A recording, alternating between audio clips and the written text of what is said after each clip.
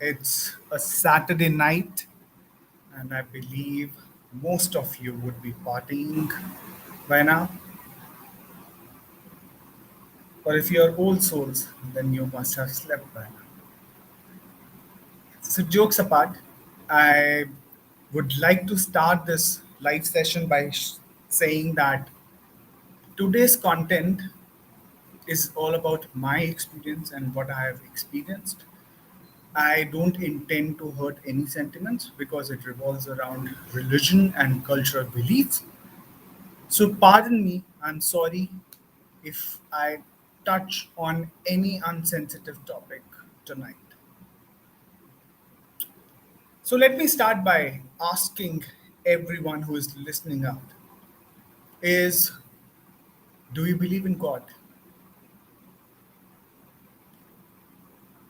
Does God even exist?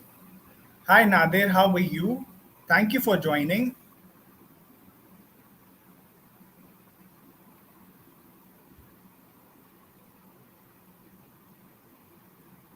Okay, I don't know if Nadir is listening to me or not. So, yeah, my question is do you believe in God? Or not God? Do you believe in a superpower which exists?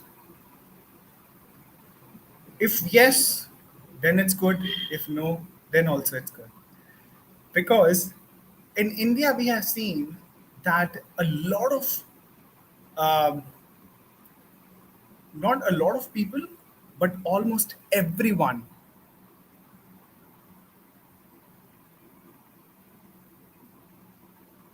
everyone has their own God and they can follow any religion.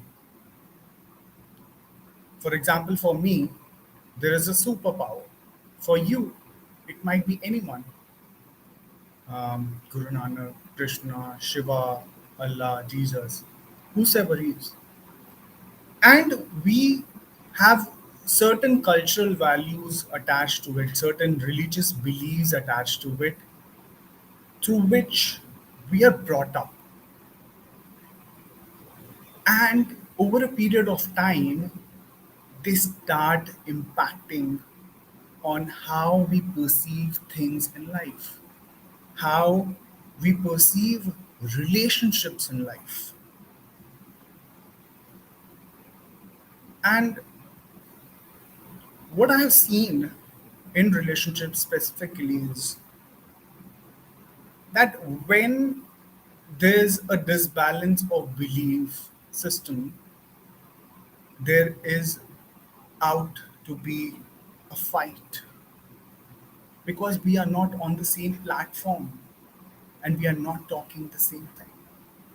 It is perfectly fine that we are not talking the same thing, but they should coincide at some place. And this actually leads to differences in our relationship. Um but I have seen a lot of successful marriages where all the values, belief systems were laid out much before getting into a partnership or much before getting into a marriage. For example, my cousin brother got married to love of his life, who is a Christian, and they have been dating for 18 years or so before getting married, and all the points in their relationship were laid out. And touch wood, they have a beautiful marriage. They they are someone who people in my family look them up to. They want their relationship to be successful like them. And that is what happens when you communicate properly with your partner. That is what happens when you bring in your value systems and you just lay down the foundation correctly. Because what happens is that different backgrounds have different communication style. Um, there are a lot of different languages in which they speak. So it kind of becomes a barrier sometimes. And you need to understand that we as humans like to simplify our lives and not complicate them. So it's best that we actually lay down each and every point before even starting our journey with someone. For example, if I'm a Punjabi, I would like my partner to have those value systems um, which I follow. She should be able to understand um, what we speak, how we speak, what is the way we address our elders, how if there's a function in a family, then do we how do we address everyone over there? What is the significance of different things in our system? And it is correct that people should actually understand each other on that level. And this is something which is not usually talked about. We should understand each other's tradition, practices, um, because it it kind of impacts our daily routines, holidays, celebrations, rituals, and partners need to navigate and find a balance between different customs and traditions. That is the only solution we have for this. Then there comes family and community expectations, where our cultural and religious communities often have expectations regarding um, relationship, marriages, gender roles, and it usually happens when there there are intercaste marriages. That is when these traits or these things come into place, which play a lot of importance while developing a relationship with someone. When we further go down the lane and become parents, these belief systems hamper or hinder the parenting and how we should raise our child. So that is something uh, which should be laid down. The foundation should be set correctly in the beginning itself, because it not only hampers you, it hampers your child's growth. It hampers the overall atmosphere of the house, overall atmosphere of the society as well. Because when we are not able to find a common ground and established, agreed upon methods of raising children, that is when the struggle starts. That is when the things start to get chaotic. And the solution to it is communicate.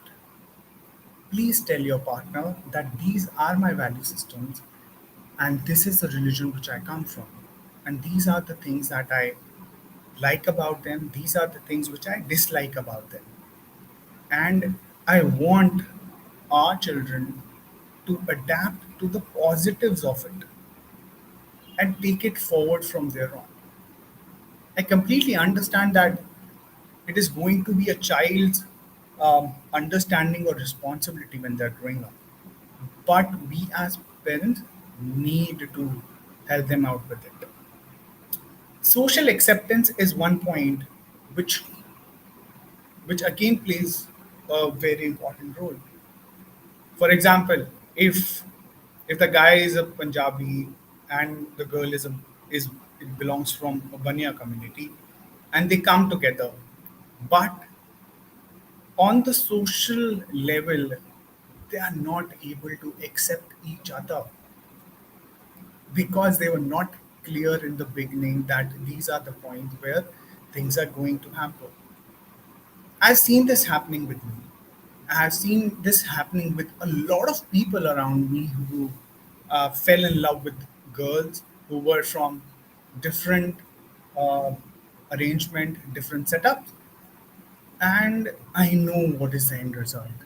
I know that it is going to blast because until and unless you are clear about what you are looking from that relationship, it is not going to work. And my advice to everyone who is right now, uh, thank you, Shakir Bhai. And my advice to everyone who is listening to me right now would be that when you are getting into a relationship, you need to lay the foundation very strong. You need to tell each other that these are my customs, this is how we perform things, and this is what I'm looking forward to. And I'm ready to accept what your traditions are. Because if you are not open to accepting the traditions of your partner, then also it is going to be a huge loss to the relationship and it is going to be a huge setback. Another advice which I would like to give you is that do a background check.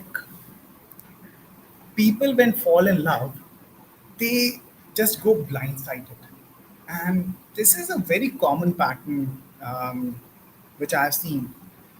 We never do a background check of where the person is coming from,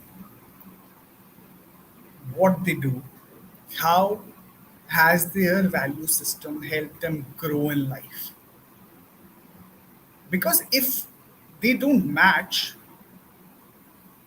over a period of time, there is a high possibility that a conflict is going to happen and you will not be able to handle it because you didn't do your homework.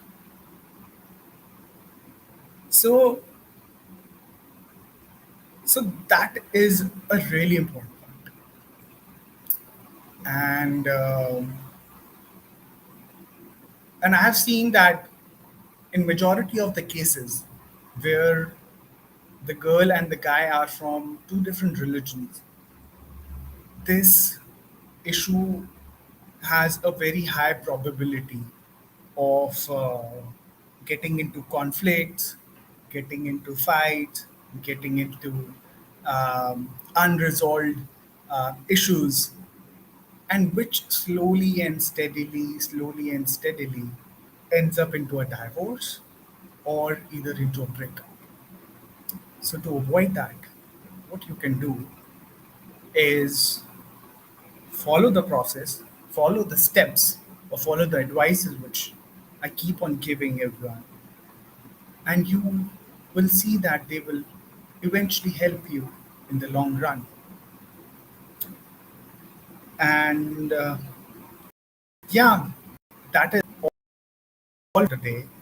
And if you guys have any question regarding this, please put that down in the comment section because I would be happy to love you. Yeah, I love you, but I would be happy to actually help you um, because that is what I'm seeking. That is what I am here for.